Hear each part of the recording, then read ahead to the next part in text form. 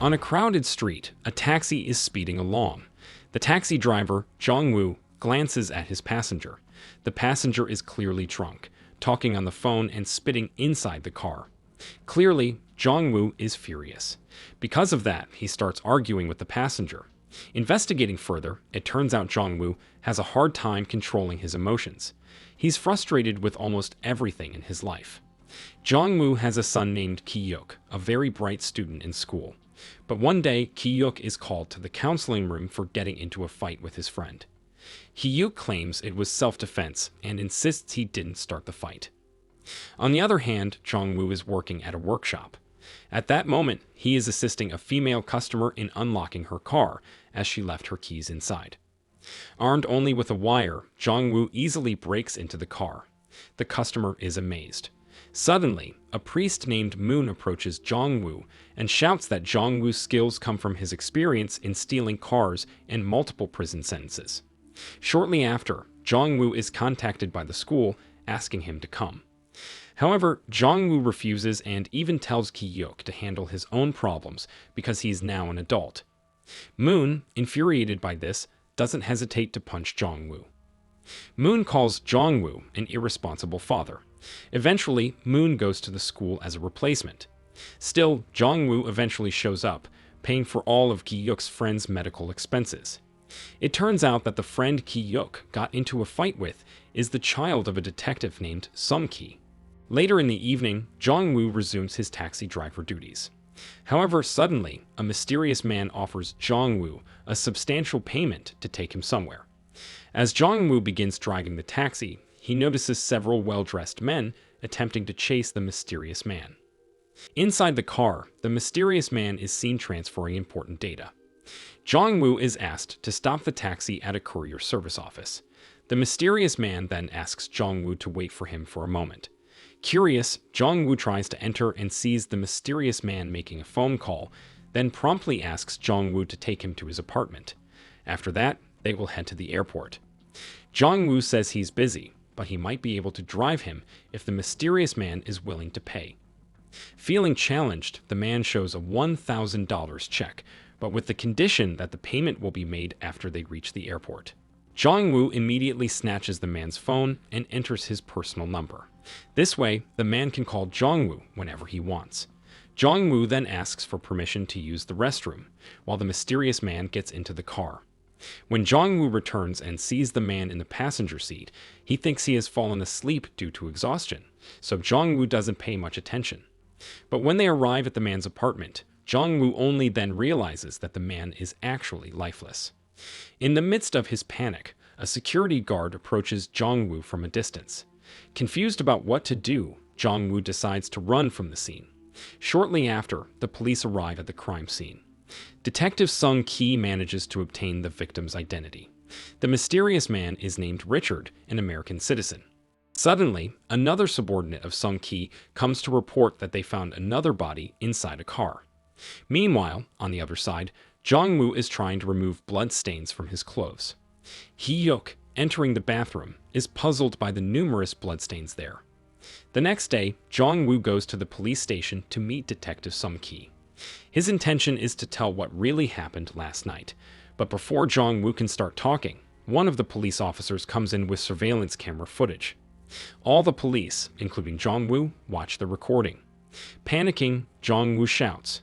Detective Sung-ki immediately takes Jong-woo outside to avoid disrupting the investigation. At that moment, Detective Sung-ki still thought that Jong-woo came there to apologize for the fight involving his son. However, the police officers who saw the surveillance camera footage realized that the person seen in the recording was none other than Jong-woo. Jong-woo tried to explain, but the police quickly apprehended him. Jong-woo attempted to resist. A journalist named Park Soon-young, who witnessed the incident, quickly recorded everything. Jong-woo then tried to escape by stealing Detective Sung-ki's car, and one police officer tried to chase him. Thinking fast, Jong-woo directed his car onto narrow streets. This tactic worked, but when he exited the narrow streets, Jong-woo was once again ambushed by other police officers. Jong-woo continued to try to escape, but suddenly his car's tire burst. Several police officers tried to apprehend him. Jong-woo, spotting a truck, ran towards it, and jumped in. He then escaped using the train. However, on the train, a man pointed his gun at Jong-woo and demanded his cell phone. Jong-woo panicked, but he had an idea. He slapped the buttocks of the woman next to him. The woman screamed, drawing attention. With that distraction, Jong-woo managed to escape from the gun threat. Jong-woo tried to find the man who had threatened him, until he realized among the crowd someone was staring at him sharply. Jong-woo fled, with that person following him from behind. Jong-woo then tried to hide behind the crowd. On the other side, the police chief seemed very upset because the video of the attack on Jong-woo at the police station had gone viral on social media. The police chief ordered all the police officers in front of him to hunt down Jong-woo no matter what. The scene then returned to Jong-woo, still confused because there was a mysterious person after his phone. He then met his son and asked him to be more careful, and if something bad happened, Hee-yuk was asked to stay with Father Moon. Suddenly, Jong-woo received a message containing a picture of the Eiffel Tower. Shortly afterward, Jong-woo received a call from someone. The person said they would clear Jong-woo's name as long as Jong-woo was willing to hand over his phone. Jong-woo agreed as long as he could choose the meeting place. The caller was asked to use white headphones so that Jong-woo could easily recognize him. Hee-yuk then returned home. But apparently, there were already many police officers trying to find clues. One police officer found a shirt with bloodstains believed to be the one Jong-woo wore on the day of the incident. Hee-yuk was very upset because the police made a mess of his house. Hee-yuk then asked if it was true that his father had committed the murder. Detective Sung-ki said if that was true based on the surveillance camera evidence. So if Hee-yuk knew where the truth about his father was, maybe all the truth would be revealed. In a different place, Jong-woo is frustrated because the person who called him still hasn't appeared. Suddenly, the police come there at the same time. Jong-woo also sees someone with white headphones from a distance. But Jong-woo also feels something odd because his son is there. Here, Jong-woo realizes that he is currently surrounded. Jong-woo, who doesn't know where to go, decides to jump from the building. But fortunately, he survives. Suddenly, people from the National Intelligence Agency come there, and they immediately chase Jong-woo. And that occurrence is also recorded by Miss Park. Jong-woo tries hard to escape from the police and intelligence agency members. When Jong-woo is cornered, a mysterious man saves him. It turns out that the man is the one who called him earlier. The man continues to point his gun at Jong-woo and asks for Jong-woo's phone. Jong-woo is still confused about why he is being targeted just because of a picture. The man says that the picture sent to Jong-woo is worth $6 billion. Jong-woo then realizes that, after getting his phone, he will probably be killed, so Jong-woo tries to fight back. Very daringly, Jong-woo jumps out of the car and escapes with his phone. Meanwhile, the police finally find out that Richard is a spy trying to leak valuable information. At that moment, the intelligence agency intends to take over the case completely, but the police chief requests cooperation. He says he will help as much as he can, all to secure a promotion for himself. The head of the intelligence agency agrees, as long as they keep everything secret. On the other side, Miss Park goes to the police station and wants to exchange the video of Jong-woo's escape for information related to the case. The police chief, passing by coincidentally, suddenly approaches and asks Detective Sung-ki not to disclose anything about the case to the public. Meanwhile, Jong-woo manages to hide at Father Moon's house. He finally reveals that the people chasing him are actually after the picture on his phone. Jong-woo is convinced that there must be something valuable behind this picture. He asks if there's anyone who can investigate it. Father Moon says he knows a hacker named Do-sik. Perhaps Do-sik can find out something behind the picture. Suddenly, the sound of the door opening is heard. Jong-woo panics, but it turns out to be his son. He knows that his father must be hiding there. They have a disagreement until Ji-yuk brings up the departure of his mother, possibly due to Jong-woo always causing trouble. Father Moon tries to advise Jong-woo to be honest with Gi-yuk, because Jong-woo is the only person Gi-yuk has in his life. Father Moon goes outside for some fresh air, but suddenly, he is attacked by someone. Jong-woo hears his screams and tries to fight the attacker, but he is repeatedly stabbed. Once again, the man tries to snatch Jong-woo's phone, but Father Moon intervenes and attempts to stop him. Father Moon urges Jong-woo to escape immediately. Jong-woo quickly gets into his car and hits the attacker. He then rushes Father Moon, who is in critical condition, to the hospital. Unfortunately, Father Moon breathes his last breath in the middle of the journey. Meanwhile, Miss Park is meeting with Detective Sung-ki. She invites Detective Sung-ki to collaborate on quietly investigating the case. Miss Park senses something suspicious. It would be strange for a professional spy to be killed by a small-time criminal like Jong-woo. Moreover, people from the intelligence agency seem to be hiding something. So, there must be something bigger behind this case. Miss Park also enlists Gi-yuk's help. The three of them go to the hotel where Jong-woo first encountered Richard. Miss Park then acts as if she is a wife suspecting her husband of having an affair at the hotel. She hysterically cries, asking for the surveillance camera footage from the hotel. The next day, Gi-yuk tries to gather more evidence with the help of Detective Sung-ki. After reviewing the surveillance camera footage from Richard's apartment parking lot, Gi-yuk feels that something is off. It would be very strange if his father killed Richard and then placed his body right in front of the surveillance camera. What if Richard was already dead, as well as what happened with Han? Then his father only realized it when trying to move Richard. That's what made his father panic and run away. Detective Sung-ki explains that this is not how the police operate. They need evidence, not just speculation. Meanwhile, Jong-woo buys a new phone number. The signal is captured by the intelligence agency, which heads towards the stadium. Jong-woo is seen trying to blend in with the crowd. The man who helped him yesterday also arrives with another person, attempting to trace the signal of Jong-woo's phone. They find his phone, but the valuable picture is already gone. Jong-woo, observing from a distance, tries to take a picture of the two. Suddenly, several members of the intelligence agency arrive and ambush them. From afar, Jong-woo also sees the man who killed Father Moon yesterday aiming at Gi-yuk. Thinking quickly, Jong-woo shouts to divert their attention towards him. As a result, several members of the intelligence agency immediately ran towards him. In the midst of his escape, Jong-woo steals someone else's phone and contacts Gi-yuk. He asks Gi-yuk to leave the stadium immediately because it is becoming very dangerous. However, Gi-yuk refuses and insists on meeting his father. Jong-woo continues to be chased by members of the intelligence agency. Fortunately, Gi-yuk manages to save him. Gi-yuk asks his father to be honest about what really happened. In doing so, Gi-yuk might be able to help him. Jong-woo hands over his phone, showing the picture of the Eiffel Tower on it. That image is what these people are after. On the other side, the two individuals who were captured by the intelligence agency are eventually released because they haven't committed any crimes. Back to Jong-woo, and Gi-yuk, who finally knows everything, concludes that there is a possibility that the two people trying to save his father are from the French side. Because, when summarized, the project between South Korea and America would greatly disadvantage the French. The two of them then meet Jang Do-sik.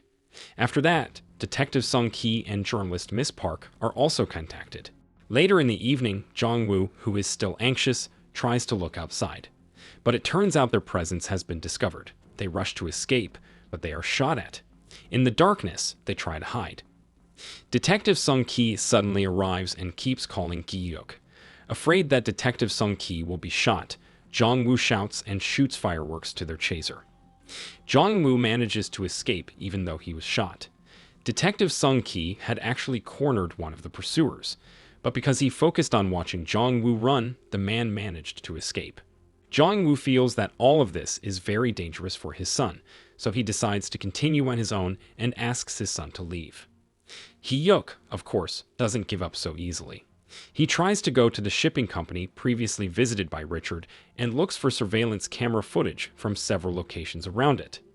Until finally, he finds footage of Richard being executed by someone. In another place, Do-sik successfully cracks the code in the Eiffel Tower image and uncovers a hidden file. The three of them then view the contents of the file. It turns out to be about the testing of American fighter jets. But as soon as it takes off, the plane explodes and is destroyed. Jong-woo is confused because if the American plane failed, then what secret was Richard trying to sell? Miss Park then explains that even though Richard is American, he represents the country of France. Meanwhile, Gi-yuk meets with the intelligence agency and hands over the recording of Richard's murder. Back to Jong-woo, who is trying to figure out what really happened. If it's not from the Americans or the French, then who is willing to kill him all this time and try and hide that secret? Jong-woo then wonders if the mastermind behind all of this is actually the intelligence agency. Suddenly, Jong-woo is contacted by the head of the intelligence agency, who currently has Hee-yuk hostage. He asks Jong-woo to hand over the file or else something bad will happen. At that moment, the intelligence agency feels in control, but Jong-woo is much smarter. He's not impulsive. He calls the head of the intelligence agency and says that he is currently on a bus equipped with surveillance cameras. If his son is not seen at the bus stop within 10 minutes, the data will be sent directly to the media and the police. The head of the intelligence agency complies with Jong-woo's request. Several members of the intelligence agency board the bus along with Hee-yuk. Jong-woo hands over the phone to them. Hee-yuk feels guilty towards his father, but Jong-woo says that these days on the run have been quite enjoyable, especially since they have become so close. The intelligence agency member examining the phone says that the file has been secured, but it will take some time to break it. The head of the intelligence agency looks pleased, and he instructs his subordinates to eliminate Jong-woo and his son at the next stop. Jong-woo seems to understand that they will be killed shortly. Jong-woo then whispers to Hee-yuk and gives him instructions. After getting off the bus, Hee-yuk must run as fast as possible to the intersection because Do-sik is waiting for him. Jong-woo asks Hee-yuk not to care about him because escaping is Jong-woo's specialty. Right at the next stop, Jong-woo immediately tries to stop some members of the intelligence agency and gives the signal for Hee-yuk to escape. Hee-yuk is somewhat hesitant, but Do-sik immediately speeds away from there once Hee-yuk gets into the car. Hee-yuk repeatedly asks Do-sik to go back. Still, Do-sik explains that Jong-woo is doing all of this to save Hee-yuk. So if Hee-yuk returns there, all of Jong-woo's sacrifices will be in vain. Meanwhile, the head of the intelligence agency hands over the phone to the two mysterious men. However, it turns out that the contents of the phone are just copies. If the head of the intelligence agency wants his money, he has to hand over the original file. The head of the intelligence agency is furious. He then puts Jong-woo into a hole and buries him in cement. Remarkably, Jong-woo manages to survive thanks to a hairpin he took from Miss Park earlier. Jong-woo begins to think if the file in his phone is not the original, where could the actual file be? He then remembers that earlier Richard sent a package, which is likely the original file. Jong-woo contacts Detective Sung-ki and says that the original file is currently in the airport logistics section and he will retrieve it. He also contacts the police and says that he will surrender himself. Some police officers are immediately dispatched to the airport. The intelligence agency also receives a report that Jong-woo is still alive and currently heading to the airport logistics section. Elsewhere, Hee-yuk watches the video provided by his father.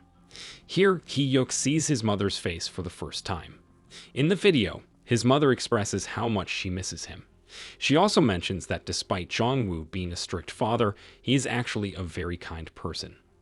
He has worked hard so that they could live in a better home. Jong-woo once said that if he couldn't fulfill that wish someday, Hee-yuk could live with his mother because he deserves a much better life. Hee-yuk can only cry. At the same time, Jong-woo disguises himself to enter the logistics warehouse. Some police officers have also arrived there, followed by several members of the intelligence agency. The head of the intelligence agency tells the police chief to withdraw all his members if he still wants a promotion. In there, Jong-woo successfully obtains the original secret file. Jong-woo then devises a strategy to escape from there. He decides to jump onto a freight truck. Surprisingly, this method works, although he eventually gets caught. Jong-woo continues to be chased, and he is cornered several times by his pursuers.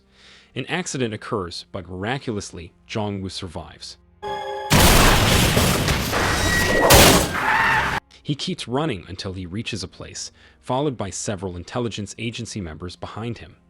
Jong-woo tries to hide in a warehouse, and shots are fired by the intelligence agency members.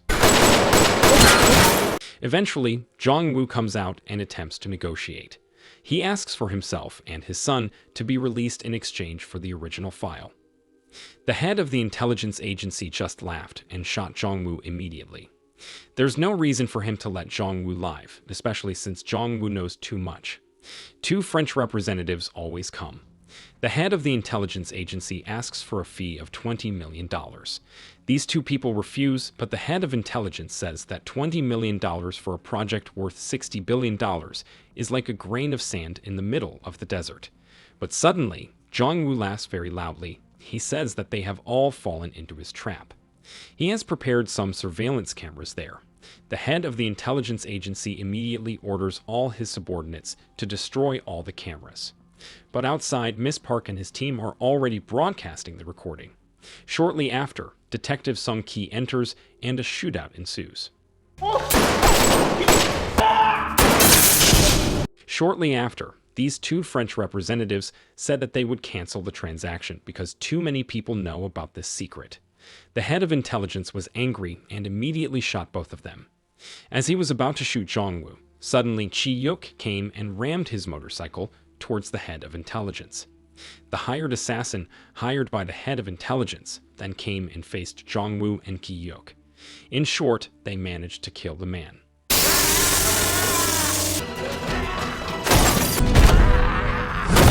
News about the corruption of the fighter jet project went viral. The head of the intelligence agency was finally arrested, and Jong-woo became a hero for successfully exposing this case. And the movie finally ends. So, what do you think of this movie? Did you enjoy the recap? Drop your thoughts in the comments section below. One like and subscribe is highly appreciated. Share this video to your friends and family too. And that's about it. Thanks for watching, and see you next time.